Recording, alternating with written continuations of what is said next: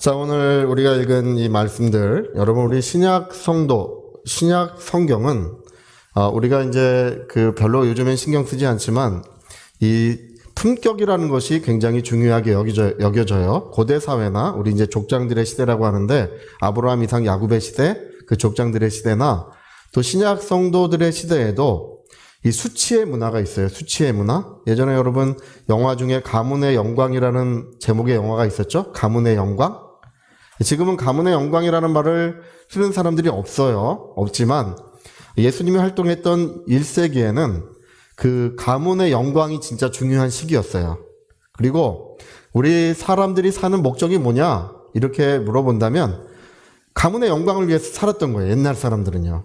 그러니까 수치 문화, 수치를 당하면 안 되고 가문을 영광스럽게 해야 되고 무엇보다 사람은 품격을 가져야 된다는 거, 품위를 지키고 품격을 갖는 것이 옛날 시대에는 너무나 중요한 주제였어요. 그리고 성경 전체에 전반적으로 흐르고 있는 것도 우리가 이 품격 있는 사람이라고 하는 것을 성경 전반에 계속 이야기하고 있는 것입니다. 그럼 모든 만물이 있기 전에 아버지께서 아들에게 영광을 주셨어요. 자, 아버지께서 아들에게 영광을 주셨다. 한번 해볼까요? 아버지께서 아들에게 영광을 주셨다. 그렇죠. 그러니까 창세기 요한복음 17장에 보니까 창세전부터 나를 사랑하심으로 나에게 주신 영광이 있다고 말씀하셨어요. 창세전부터 나에게 영광을 주셨다라고 할 때 그 영광을 주셨다고 하는 그 말씀이 품격의 창조예요. 품격이라는 건 본래부터 있던 것이 아니에요. 아버지께서 아들에게 영광을 주실 때 품격이라는 게 창조된 거예요. 여러분, 우리 인간이 품격이라는 말을 이해하잖아요. 그렇죠? 그 말을 우리가 어떻게 이해할까요? 우리 마음속에, 영혼 속에 하나님께서 그 말을 새겨 넣으신 거예요. 품격이 중요하다. 우리 인간도 하나님의 형상대로 지음을 받아서 품격을 갖추고 있는 존재예요. 아들에게 하나님이 영광을 주실 때 이 품격이 창조되고, 아들은 영원한 품격을 가지신 분, 영원한 품격을 지키시는 분이 예수 그리스도십니다. 여러분, 천사들이 창조될 때 우리 골로새 1장 16절에 보니까 천사들도 그냥 다 똑같이 동등하게 창조된 것이 아니라 저 하늘이 창조되고 영광의 보좌가 창조되고 그 다음에 천사들이 함께 창조가 되었는데요. 골로새 1장 16절에 보니까 왕권들, 주권들, 권세들, 통치자들, 능력들 뭐 이런 말씀이 4가지로 나와요. 그 말씀이 무슨 말씀이냐면 천사들도 계급을 갖고 있다는 뜻이에요. 근데 천사들이 계급을 갖고 있다는 것이 바로 천사들의 품격을 말하는 거예요. 품격이 다르다. 격이 다르다는 것입니다. 누가 제일 품격이 있겠습니까? 왕권들이겠죠. 그렇죠? 왕권들은 품격이 있는 거예요. 우리 요한계시록에 보니까 어떤 천사는 땅에서 내려오는데 그 천사의 영광으로 말미암아 땅이 환하여지더라, 이런 말씀도 기록이 돼 있어요. 얼마나 영광이 있는지 그 천사가 땅에 내려오니까 땅이 밝아질 만큼 그런 영광을 가진 천사들도 있다고 기록되어 있습니다. 그러니까 하나님께서 천사들을 창조할 때도 품격을 주셨어요. 여러분, 우리 하나님의 영광의 형상들은 품위가 있고 품격이 있는 존재들인 줄 믿습니다. 근데 여러분, 죄인들은요, 원래 이 품격을 잃어버린 사람들, 죄인들은 그 이름으로 부르지 않잖아요. 그렇죠? 감방에 가면 수감 번호로 불러요. 몇 번 이렇게 불러요. 그 사람의 인간성, 인격을 인정해 주지 않겠다는 뜻이에요. 그게. 그냥 그 사람은 죄수일 뿐이다. 근데 여러분, 오늘 우리 주 예수께서 우리 가운데 오셔서 우리의 모든 죄를 사하시고, 할렐루야, 십자가에서 우리의 모든 수치와 부끄러움을 담당해 주심으로써 우리를 영광스러운 존재로 거듭나게 해주셨습니다. 여러분, 예수님이 십자가에 달릴 때 어떤 그 성화는 보니까 이렇게 옷을 걸치고 이렇게 돌아가시는 모습으로 기록되어 있지만, 예수님은 옷 없이 벌거벗긴 채로 죽임을 당하셨어요. 그러니까 여러분, 십자가의 형벌이라고 하는 것은 이제 아실런지 모르지만 십자가의 형벌은 그냥 단순히 생명을 없이 하는 게 아니에요. 그것은 명예살인이고 인격살인이에요.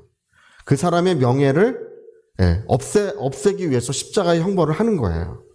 가장 수치스럽고 가장 부끄러운 모습으로 오랜 시간 동안 피 흘려 죽게 만드는 것이 십자가의 형벌입니다.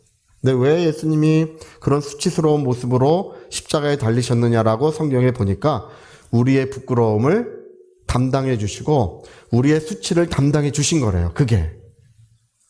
할렐루야. 여러분, 주님은 우리를 더 이상 죄수의 신분이 아니고 인격적으로 말살된 그런 존재들이 아니라 우리를 가장 품위 있고 영광스러운 존재로 하나님께서 빚어주시고 만들어주신 것입니다. 그 그리스도의 품격, 그리스도인의 품격은 뭐냐면 십자가의 은혜에서부터 온 거예요. 십자가의 은혜에서부터 우리는 저주의 자식이요 멸망의 자식이 하나님의 영광의 자녀로 변화됨으로써 이제 품위가 있고 품격이 있는 존재들로 변화된 것입니다. 그래서 여러분, 너무 세상을 탐욕을 갖지 마시고요. 사람들은 이 사물을 지배하려고 하는 어떤 물질을 지배하려고 하는 탐욕에 다 세상이 물들어 있어요. 그리고 뭔가 요즘에는 사람들을 측량하는 척도가 뭐 물질의 소유를 많이 가졌는지 안 가졌는지 그걸로 사람들을 판단하는 척도로 삼고 있습니다. 여러분, 그런 것은 다 물거품 같은 거예요. 돈을 사랑하지 말라. 할렐루야.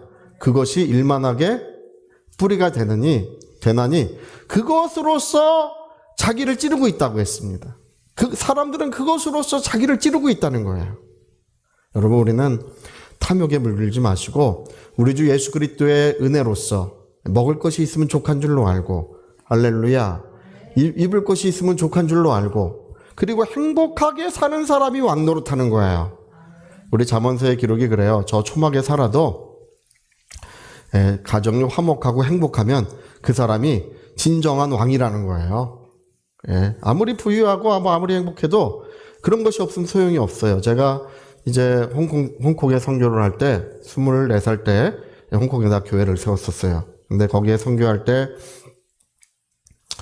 어떤 집에는 저희가 이제 교회를 세웠던 집이 있어요.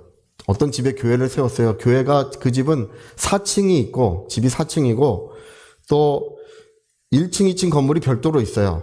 1층은 이제 그 주차장이고, 2층을 이제 교회로 썼었어요. 그래서, 그 집은, 이 밥 먹으라고 하려면, 점심 먹으라 하면 이제 주로 다 들리잖아요. 근데 이제 그 집은 방송을 해야 들려요. 띵동댕, 점심 식사하세요. 이렇게 해야 식사 자리에 모여요. 근데 여러분, 집이 크니까요, 좋은 점도 있지만 안 좋은 점들이 많아. 여러분, 너무 큰 집에는 살지 마세요. 다 집이 콩가루가 돼요. 애들 따로, 부모 따로, 다 따로, 부부 따로, 누가 뭐를 하는지 알 수가 없어요. 서로 대화가 끊기고 서로 왕래가 끊겨요. 그러고 보니까 옛날에 우리 어릴 때는 대부분 큰 방에서 다 같이 잤어요. 할렐루야. 어떤 집은 3대가 자요. 3대가. 할아버지 할머니 주무시고, 아버지 어머니 주무시고, 애들도 주무시고. 할렐루야. 3대가 자요. 그래서 화장실 한번 가려면 강 건너, 물 건너, 바다 건너 가야 화장실 다녀올 수 있었던 시대가 있었어요. 저희 집도 제가 초등학교 7살 때 저희가 이제 집을 졌어요. 집을 졌는데, 그 1번씩 집을 하나 이렇게 사가지고, 그 옆에다 이제 우리가 살 집을 졌는데, 그때는 이제 우리 부모님도 의식이 지금처럼 뚜렷하지 않으셔가지고, 지금 같은 방을 여러 개 질 텐데, 큰 방 하나를 졌어요. 할렐루야! 큰 방 하나. 거기다 그냥 자는 거야. 거기서요. 근데요, 돌이켜보면 그럴 때가 정겨워요.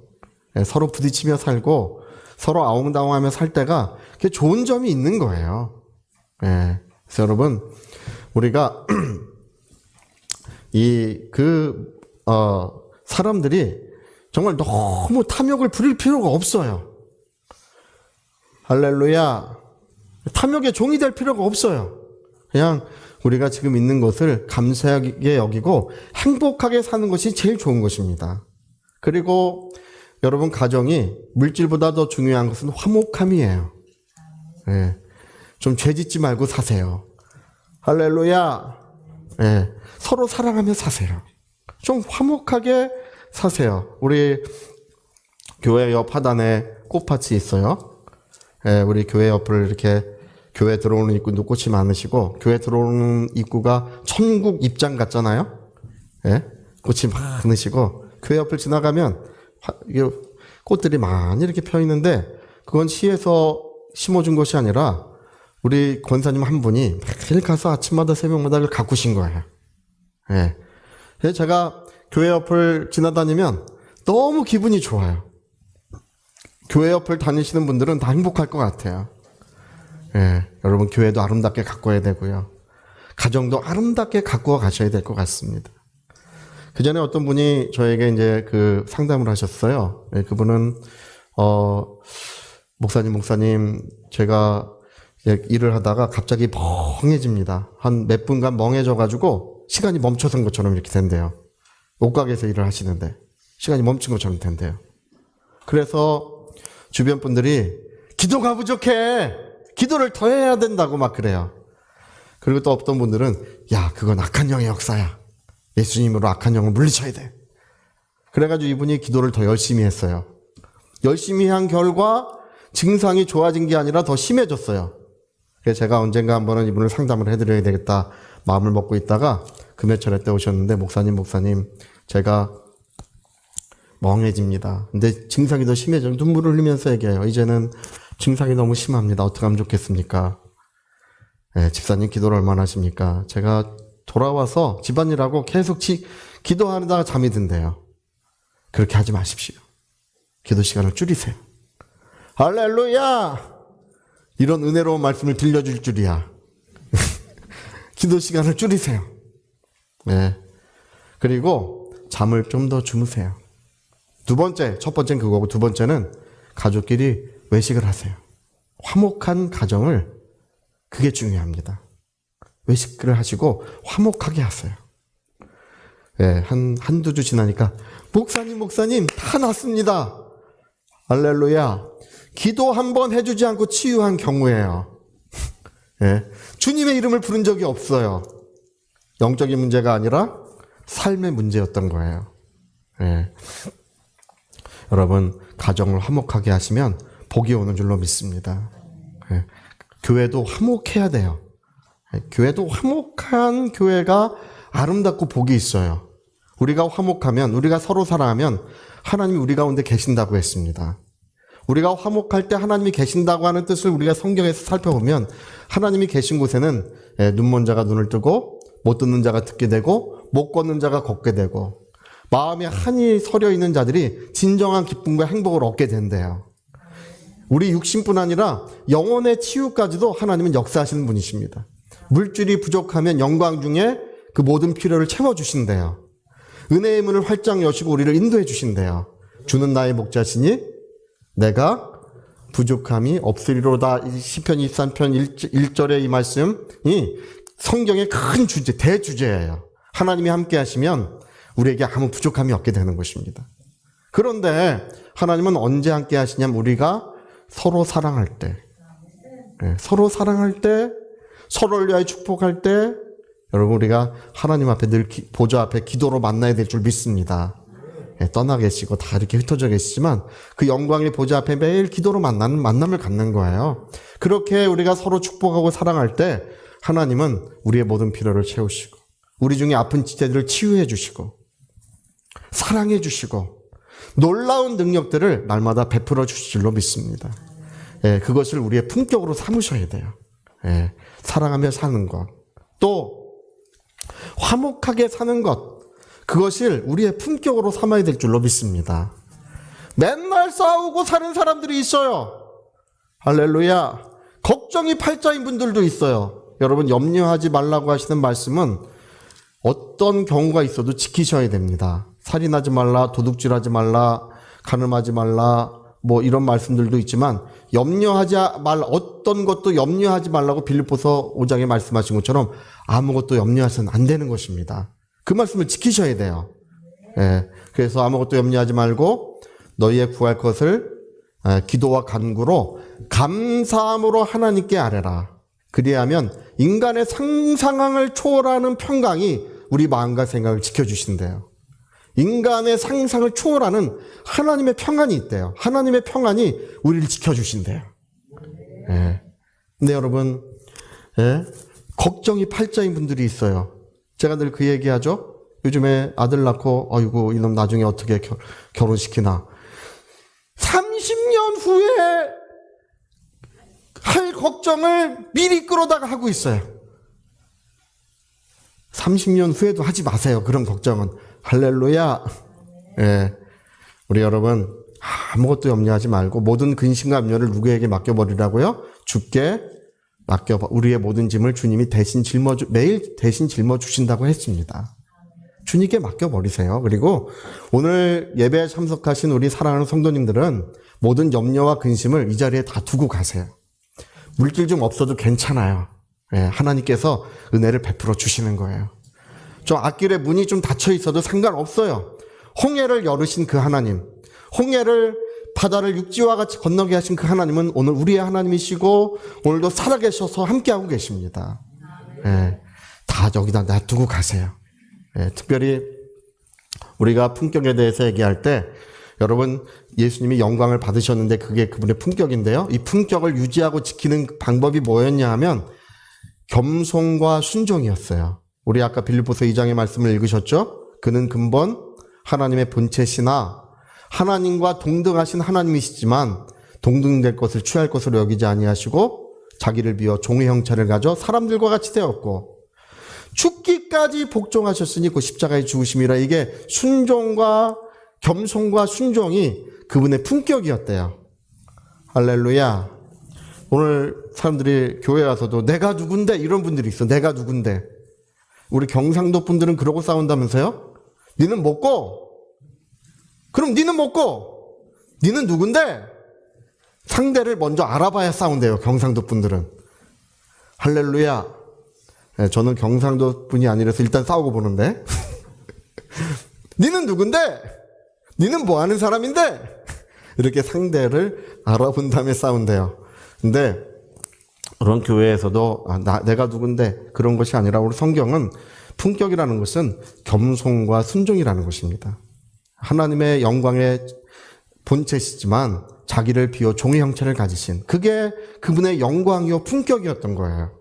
네, 여러분 이상하게 교만한 마음을 가지면 품격을 잃어버려. 네, 그게 품격이 없어져요. 실제로 우리 예전에 교회 그 앞에 사고 났는데 진짜 그런 적이 있어요. 옛날부터 잘하는 분이었는데 땅을 보상받아가지고 좀 부자가 되셨나 봐요. 두 분이 차가 부딪혔는데 내려가지고는 한 분이 하시는 얘기가 야, 너 이 차 팔아도 이 차 못 사. 뭐? 이 차 팔아도 이거 사고 그거 비용 못 내. 뭐 이러면서 싸우더라고요. 할렐루야. 여러분 우리는 지극히 겸손한 것이 우리의 품격이 돼야 됩니다. 순종의 길을 걸어가는 것이 우리의 품격이 돼야 됩니다. 제가 어떤 여자 목사님이신데 그 미국에서 목회하신 여자 목사님인데 그분은 참 훌륭하게 여기는 것은 그 교회에는 되게 그 유력한 사람들이 많이 와요. 근데 누가 오든지 간에 일단 화장실 청소부터 시켜요. 예, 내가 누군데 이렇게 해서 교회에 어깨에 힘주는 사람들이 한 사람도 없어요. 누구긴 누구야. 죄인일 뿐이지. 할렐루야.